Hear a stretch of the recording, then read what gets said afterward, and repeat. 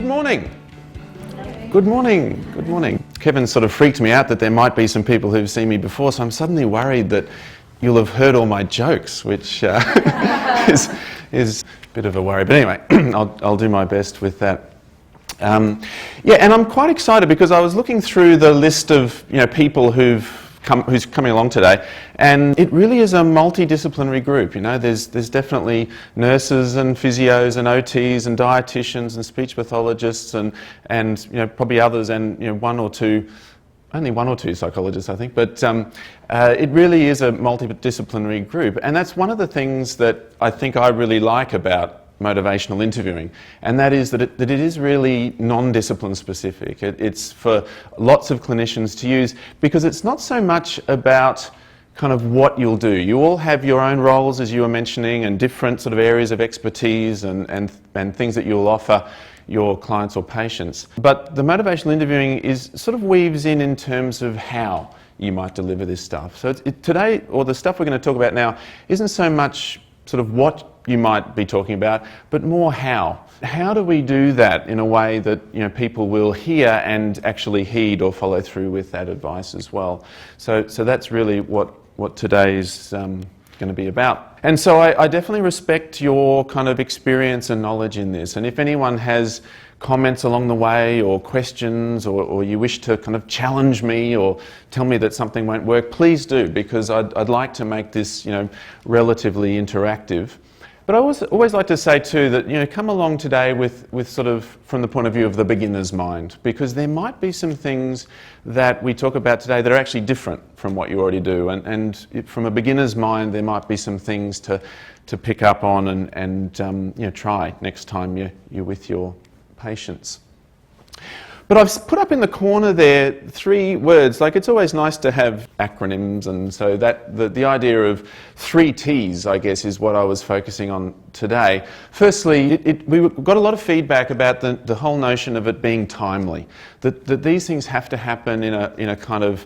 There's not a lot of time. You don't have a lot of time to do this stuff. It's often in amongst a whole bunch of other things you're needing to do. It might even be just a brief interaction that you have in the corridor. And so we're wanting to think, how can we do this in a timely way that doesn't burn up a lot of time? Secondly, targeted. So it is a little bit about those 4 areas: smoking, alcohol, diet and exercise. There may be other things as well that really are important targets too. But we're wanting to work out how we can create a little bit of a targeted approach with any given person. And the other word I thought too was tailored.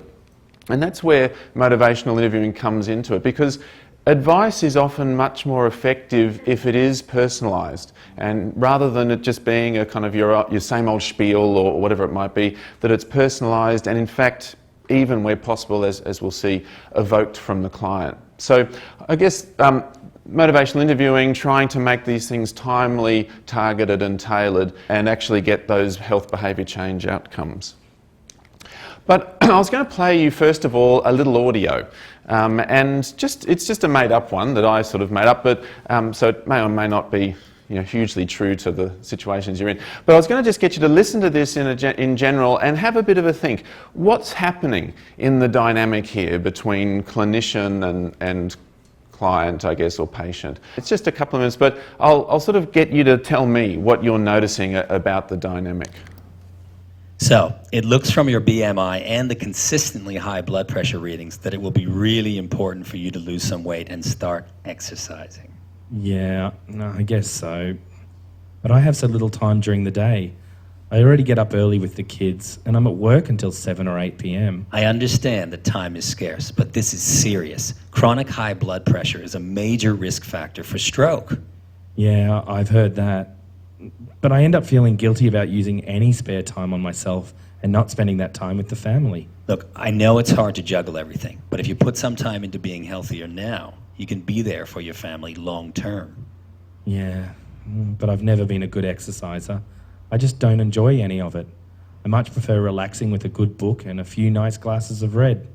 That's the best end of the day for me. Yeah, I see. You like to relax at the end of the day. Although too much alcohol is not good for your blood pressure either. You may need to watch how much you drink as well. Yeah, but... And so on. What did you notice there in terms of that kind of little interaction? What was happening in the dynamic between the two? Actually giving him little cues. Little where cues. the doctor could come in. Yeah. So in the one way they were excuses, but in another way they were very real and very relevant for that person. And the doctor or whatever they were wasn't quite picking up on those clues. They were much more intent on their own agenda, really. Did anyone notice anything else? It was a little bit of parent-child. There was actually, that's true. There was sort of a little bit of a kind of a hierarchy of power or importance or knowledge or something. The doctor telling the patient what to do. Yep. Anything else? It's a bit of scare tactics. Yes, so being kind of almost coercive or threatening about it and trying to use that to motivate. Almost though leading to the client sort of becoming more defensive. Didn't give any positive solutions to the issues that the patient raised. Mm. So I don't have the time, or I don't have the energy that I'd like to do Yeah. this. So maybe trying to use that information and Yep.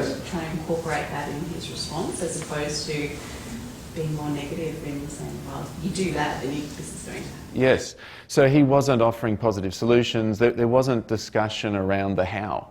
Deficit focused. There's no acknowledgement of how the kids and the family can be used as a strength. There were little things the doctor was saying, like it's hard to juggle everything and blah blah.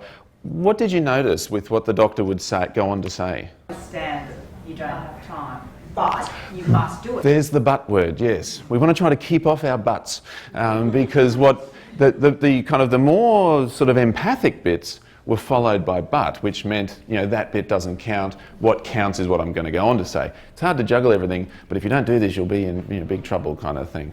And Last it's not one. that the patient's already expressing guilt about not having enough time, and the doctor's adding more to the guilt by saying, but you won't be around, you need to play under that. I think that's a really interesting pickup. I hadn't really thought about this, but the last thing that we want to do is to cause our patients shame. If we cause shame through the threatening, coercive approach, or through the telling, or through the hierarchical approach, then they're just going to retreat and withdraw and kind of... In fact, that kind of interaction, a lot of the process sort of research now is sort of showing that kind of interaction, it's not just that it doesn't kind of help, it's actually that it makes the client less likely that they'll go away and change. So this is the thing now that we're really needing to listen out for, is if we get into these conversations where actually there's an argument and we're arguing for change and they're arguing against change, then that might actually cause a disservice for the client. They're going to go away less likely to change. And this is what we're now really wanting to avoid.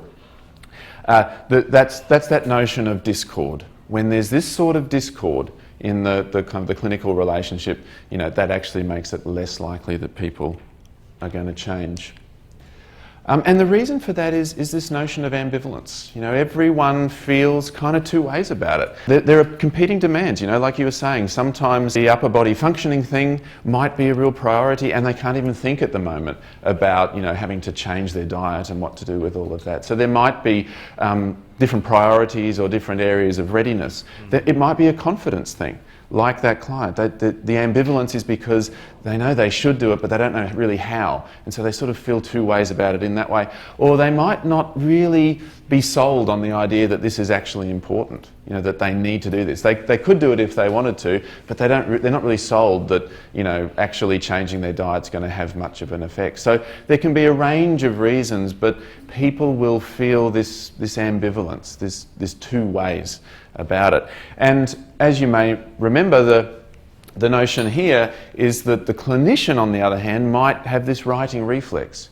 We have these figures. We know that 43% of people who've had a stroke will have another one within 10 years. So we know these pretty catastrophic potential results, and we want to fix it.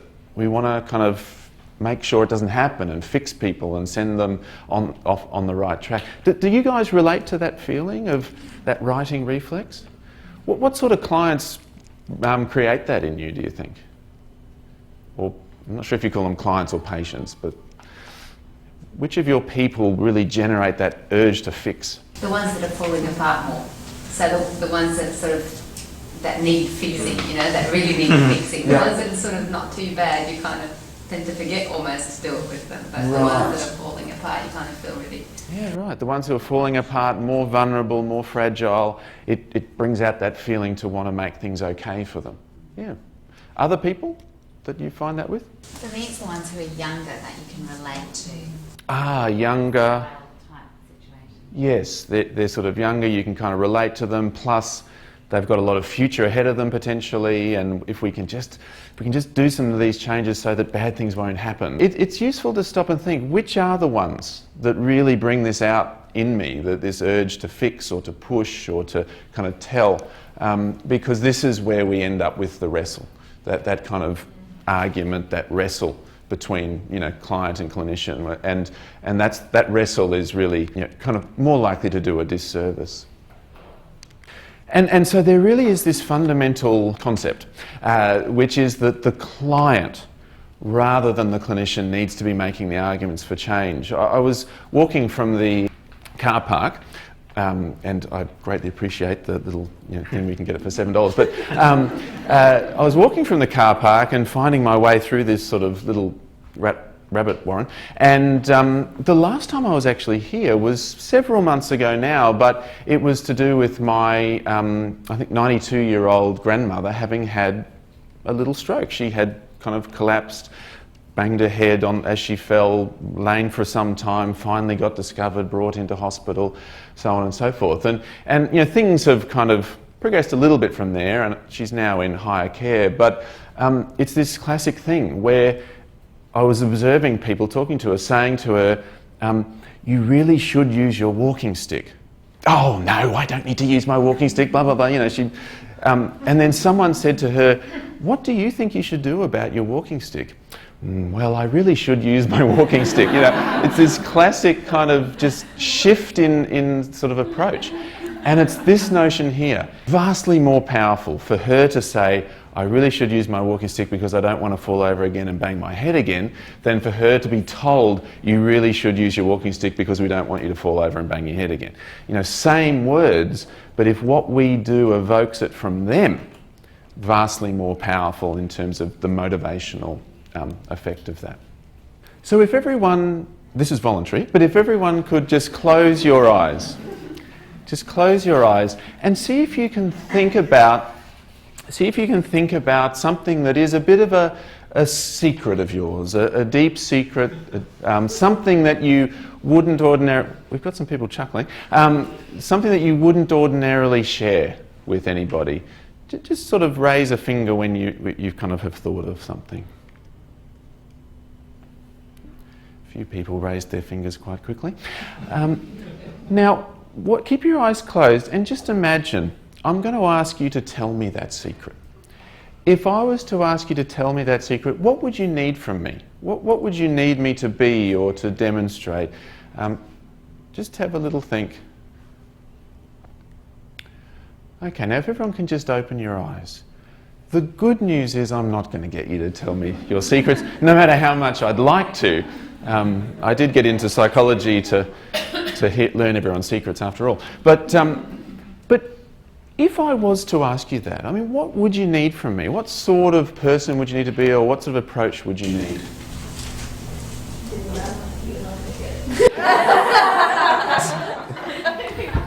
Sometimes it actually, you know, it's not going to happen. Sometimes that people will keep it to themselves and not discuss it. Yep. Other things, though, that people...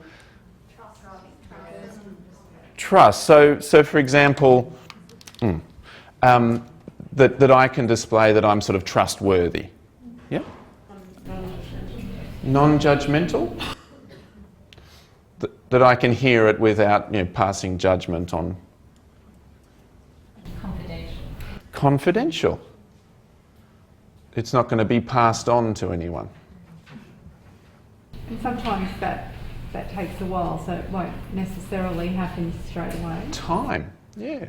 That's an interesting one. I think if you had a relationship with the person, some sort of relationship, you wouldn't tell someone straight up. Some sort of working relationship. Any other thoughts? Maybe a bit of empathy sort of thrown in. Just a pinch of empathy. A sense that it's going to be worth telling you, like that there's actually going to be... Whoops. Oh, yeah. Whoops, worthwhile or sort of value. Yeah. Yeah, that's a good one. What's the point in telling you? Yeah. Yep. Okay. The reason I sort of wanted to do that was that because for many of our patients, even if they're talking just about smoking or diet or exercise and alcohol and so on, even those things, it is a bit like they're having to share a secret. They're having to tell something that kind of feels vulnerable for them, or the idea, let alone talking about it itself feels vulnerable, let alone the idea of actually kind of committing to something. That feels really vulnerable to actually say, I'm going to go away and do this. And so I suppose what that exercise is about is really to set the scene of what they call the MI spirit. This is the notion of the kind of relationship context that we're trying to build with someone. If we just sort of charge into someone's life and tell them that they've got to give up smoking or whatever, they're much less likely to kind of respond to that. We need to have, well, these things too. There needs to be a sense of trust, non-judgment, confidentiality, a little bit of time to build a working relationship, some empathy and some value as well. The way they've defined the MI spirit here is three main things. Collaboration, which touches on what you were saying from that first little audio, that we're working together. We're not in some sort of, the clinician's more important and tells the person what to do, but nor is the client needing to do all the work. Somehow or other we're working together. Evocation really is about asking, not telling, trying to be evocative, a little bit like my granny, like asking first about motivations and so on, being evocative. And respect, the idea of no fixin', that it really is the client or patient's choice as to what they do next. It's often the one that clinicians find hardest, that notion that we really have to, sort of sit comfortably with the idea that the client may choose not to make these changes. How do you guys feel about that, about being able to just sort of respect choices and respect sometimes choices not to change? It's like when I go to the doctor and they tell me something, I think, no, that's what I tell my people. Yeah, right. Exactly. Yes. Yeah, none of us like being told what to do. I mean, for example, it would be really useful for me to take the Clem 7 to work, but am I going to take the Clem 7? No way, because, like they're telling me what to do, they're charging me money, and I just push against that, even though it's really dumb and it, would be really good. But yes, all of us don't like to be told what to do. Any other thoughts about that idea of respect?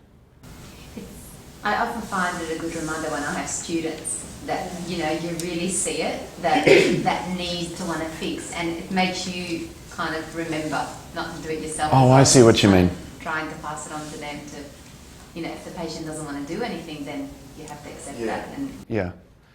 Yes, it's something that we kind of learn, isn't it, early on, that the whole idea of respect.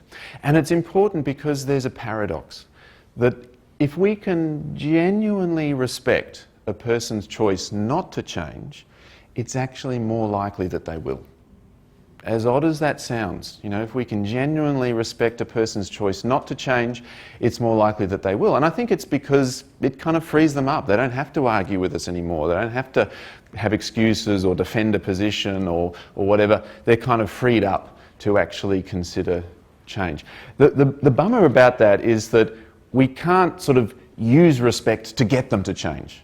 Like it has to be a genuine respect that they may choose not to.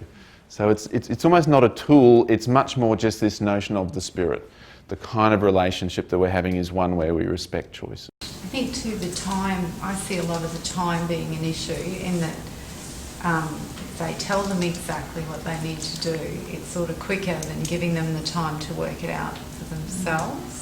So I see everyone sort of rushing in, they're on a timeline, we've got to get this information. And I think the irony there, for me, is that a sort of an MI spirit and an MI approach can often be the shortcut. because when you go in and you tell and you push and you start to kind of lose some of this stuff, you get resistance. And that's the thing that slows everything down.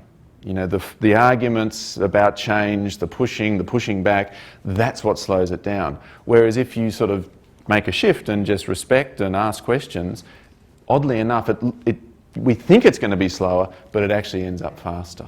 And they'll come back to, like, you can see. And they're more likely to come back. One of the really important things about the MI spirit is this notion of engagement. You know, we have to put a little bit of time and thought and effort into engaging. You guys said it yourself. We need a bit of time and we need a working relationship. And that's the same with the guys with the sort of the TIA who are coming in and whatever, or the people with the bigger impairments. We need some time to build a working relationship that actually allows the person to engage with the whole process, to engage, to feel safe. You know, as sort of weird as that sounds, we have to create an environment where they feel safe enough to engage in this discussion. So we've got this spirit. We're trying to create a sort of a relationship whereby people feel safe and they're able to start talking. But we're also then thinking, okay, it's the client that needs to make these arguments for change. And so you may very well have come across this notion of change talk. Change talk really is, we're trying to talk to people, communicate, ask questions and so on in a way that helps them to make these arguments for change. As you may know, the common dimensions of this is the Dan C stuff. Desire is really, you know, person's preferences, what they want to do, what they'd like to do. It is a lot about, you know, starting to get this idea of making it more targeted. They might be a drinker and they might smoke and they might have a poor diet, but what would they like to change in amongst all that? What would they want to start with? What makes sense to them in terms of, you know, something that they would actually be willing to discuss and then go on to make these changes for? And this highlights the importance now of focusing. So we've got engagement. We've got this notion of creating a relationship where people feel engaged. The next step in these sort of, you know, more timely interventions is then to start to focus. Focus the conversation through eliciting desire change talk, through eliciting a sense of what the person sees is something that they'd like to actually work on, and selecting amongst those things. Or it might actually be other things as well that they're actually willing to work on first. One of the things that we're keeping in the back of our mind is we're wanting to support self-efficacy.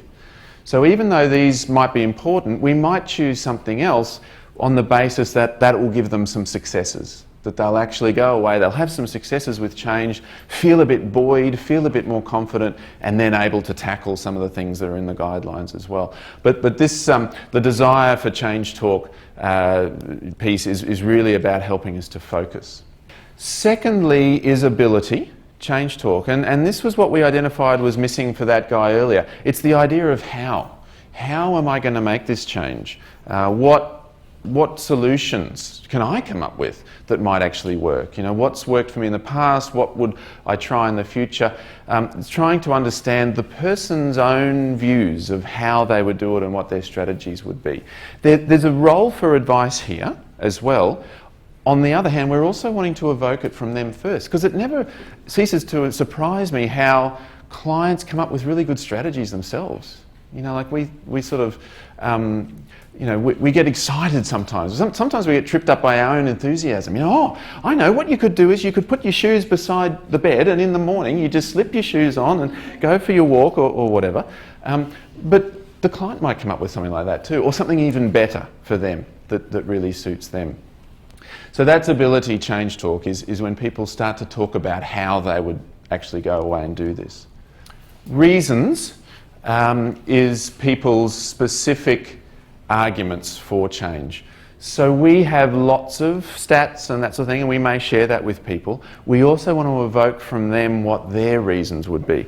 Their reasons to give up smoking, say, might not actually be to do with their stroke or their TIA. It might be because they don't like the yellowing fingers, it's too expensive, the kids are getting upset about it or whatever. You know, that we actually want to start to really be evocative about what their personal reasons would be. And in fact, out of the change talk dimensions, reasons is most predictive of actual change. So we really want to be curious, interested, exploring of what a person's own personal reasons would be to even do this stuff.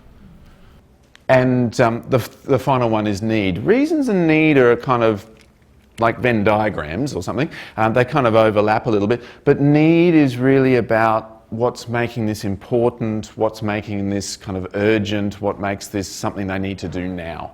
So it's often a much more viscerally, emotionally felt kind of a reason.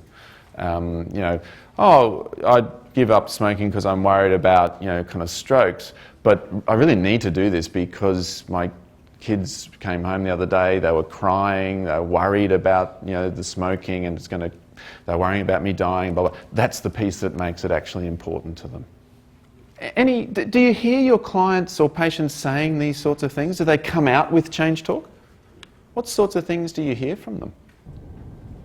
There's a lot of what I want. A lot of the first one, what they want to do. Yeah, that's interesting. Clients will often talk about, you know, what they want to do or what they'd like to do, what their preference would be. It gets harder as you go down the list. Other thoughts? It's a bit hard to create the space in your session to elicit this talk. It doesn't come very naturally to me when you've got an agenda and you need to meet the goals of the team. Yeah. I mean, an hour per week in our environment is all you get, and this requires leaving the agenda behind to create the space. A little bit. What it means is it does mean asking first. So instead of just going straight to an agenda item which is to do with, you know, the facts about smoking and stroke, you ask first and you say, what do you know about the facts about smoking and stroke? So it means a change, but it doesn't mean completely throwing out the agenda. It just means trying to do it in a way that gets them talking about it. I guess even the whole lifestyle of the patient isn't always on our agenda. I gotcha. It's therapies, goals, etc., etc. That's right. If this stuff comes up, it's really incidental, I think. Right. Yeah. So one of the things that you'll go away sort of just thinking about maybe is it something that I kind of just inquire about more often? Maybe not every time, because there are, as you say, there are certain elements to your therapy that actually are important too. But the people in the group might go away and think, you know, is it something that I can even just inquire in terms of a desire thing more often and just check in with people? Would they like to talk about one or other of these things? You know, when you get married and there's the person marrying, the celebrant is marrying you to who the person you're marrying, and the celebrant, they don't say, you know, when they say, will you take this woman to be your lawfully wedded wife, you don't say, I'd like to. That's kind of desire. I could is ability. I have reason to, or I need to. No, what we say, I need to now, damn it. But anyway, but yeah, so what we say is I will. And this raises this next piece here about commitment. And so we've got change talk, which is the person's arguments for change, and we do want to be guiding, and we want to help people to talk about what they'd like to do, how they do it, why they do it, and why it's important. But at some point we also make a little shift, and we help guide the person in terms of what they will do, what they'll actually go away and do. And it doesn't guarantee anything, but when people start to talk about commitment and what they will go away and do, it just ups the chance that in fact they'll follow that through. So yes, I think it is about behaviour change, but the way we define behaviours or what comes under that category can be quite broad.